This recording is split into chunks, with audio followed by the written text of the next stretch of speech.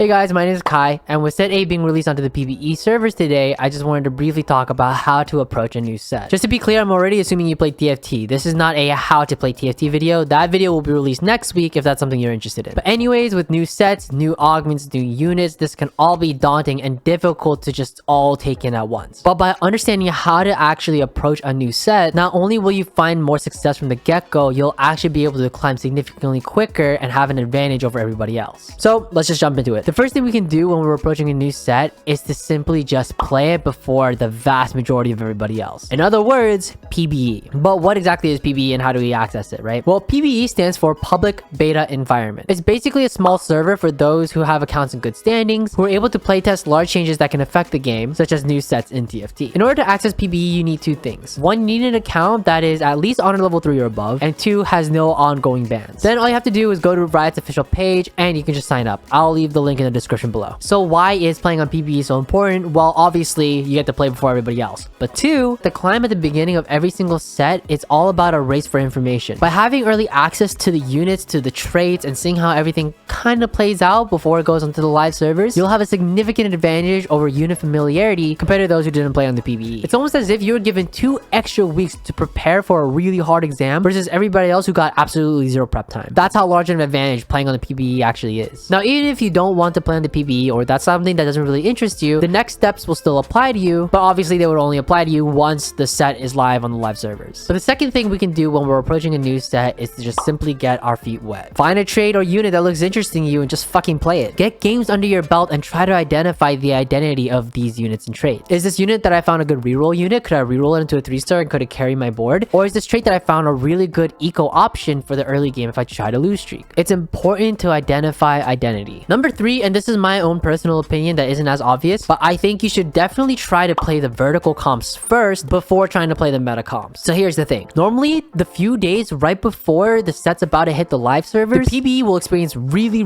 minute changes and patches. This means that a meta will already be developed before the set even goes onto the live servers. But the problem is that if you start playing the game just trying to copy the meta comps you see higher elo players are playing, it's true that you're probably going to win some games, but your overall skill as a player has not improved at all. Your scope of the set is still very small. In my opinion, I think you really need to understand all the units that you have at your disposal, and the easiest way to do so is to simply just play the verticals first. Get a feel for how the verticals work, how the units within them work, and most importantly, please read their fucking abilities. So many people don't do this, and it's so important. I've also been guilty of doing this too. I sometimes just kind of glaze over the ability and I don't really think too much into it. Just a very obvious example would be like back in set 7, you would never build the last whisper on a whisper unit because the whisper trait had innate armor and MR shred. But I was that guy who did that because I just thought, oh, Pantheon's a really strong AD champion, why not? Knowing those abilities can actually help you understand, okay, maybe I don't need to build anti-heal in this comp, or if I have this unit, then maybe I don't need to build MR shred. Stuff like that. And just keep in mind, most vertical comps have an AD carry, an AP carry, and a tank. Try to do your best to identify which is what in every vertical comp. And I promise you, if you play 2 or 3 games of at least the majority of the verticals, and if you understand how each unit fits in every single vertical, you can use that information as a reference for when you need to play games more flexibly, and that's actually really important this set. The date of filming this video is November 9th, so we've had some information leaks on set 8, but nothing too crazy yet. We don't know exactly how everything works at all. We have some previews, but that's not a lot. But based on what we know, this set is going to be the complete opposite of set 7. Because of the way that dragons work, you're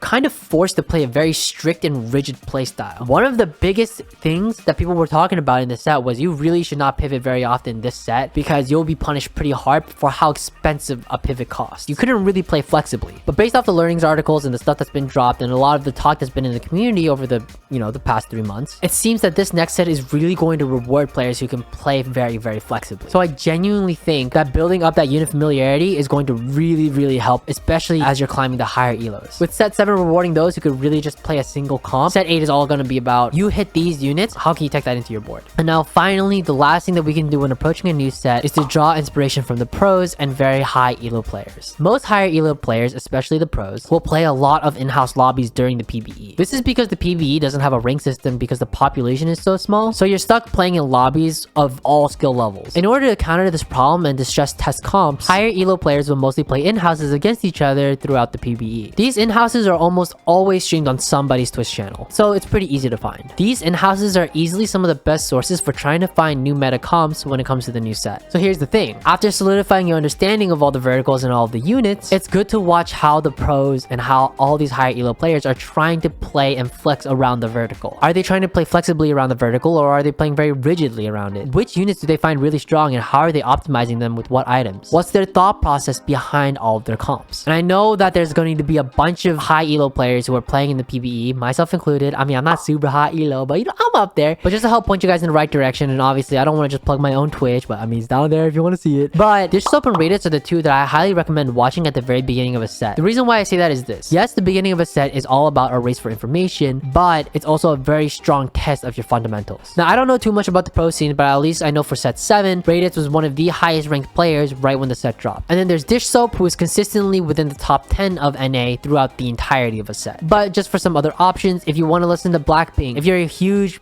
I think it's called a Blink, like a fucking Blackpink fan. I don't know what you guys call it. If you like Blackpink and you want to listen to that shit on repeat and you want to see some spicy tech, Milk is probably your guy. Or if you just want to have a really good time, you don't want to think too much about it, you can always watch everybody's favorite K3 Soju. As much as you may think this dude is mentally always in Disneyland just based off his personality. Takes the cake, man. Ray! What the fuck? The dude's pretty cracked at TFT. Which, by the way, at the time of making this video, Soju actually qualified to play for TFT Worlds, which is fucking insane. Prestivant, or P-God, he is currently in the qualifiers, but hopefully he will make it. And please go support all the NA representatives, Kyvix and Rainplosion as well. On November 18th through November 20th, they're all fucking cracked at TFT. It's gonna be a good time. I highly recommend going to watch and support. All their Twitch channels and links will be in the description box below, so it's easier for you guys to find them as well. But obviously, none of these guys will answer your questions as they're playing because their chat moves too fast, and your boy doesn't have that big of a Twitch channel, and you know, he's not challenger just yet, but he's gonna get there. So, you know, if you're trying to ask questions, you want to try to improve, and you know, you ain't GM, ask your boy. I'm here to help. So, you know, because my channel be tiny. Yeah. Anyways, the last bonus tip is just have fun with it. At the end of the day, TFT is a game and we're all just trying to have fun. Reroll some stupid shit and just see what happens. You can be very surprised with what you find. Just to give you guys an example, when set 7 first came out, I had a buddy of mine who just played reroll Braum and hard forced it like every fucking lobby because his philosophy was big mustache, big damage. And believe it or not, this dude went first like kind of often. It was a little surprising because apparently it turns out that if you have a Braum 3 with Heroic Presence, Electrocharge 3, and Electric Mirage, you just kind of win the lobby. Mikey, if you're watching this video, go fuck yourself, you fucking lunatic. There was also a bunch of people at the beginning of set 7 who tried to make Bonky Kong work, which if you didn't know what Bonky Kong was, it was reroll Wukong with scoped weapons too, so you would just bonk him.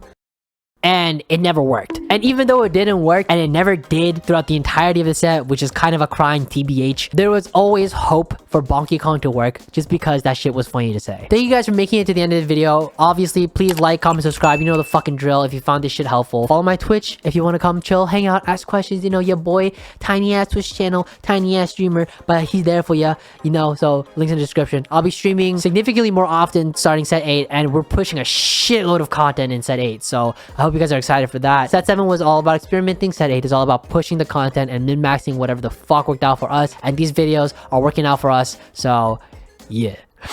Take care, guys, and I will see you guys very soon. Bye bye.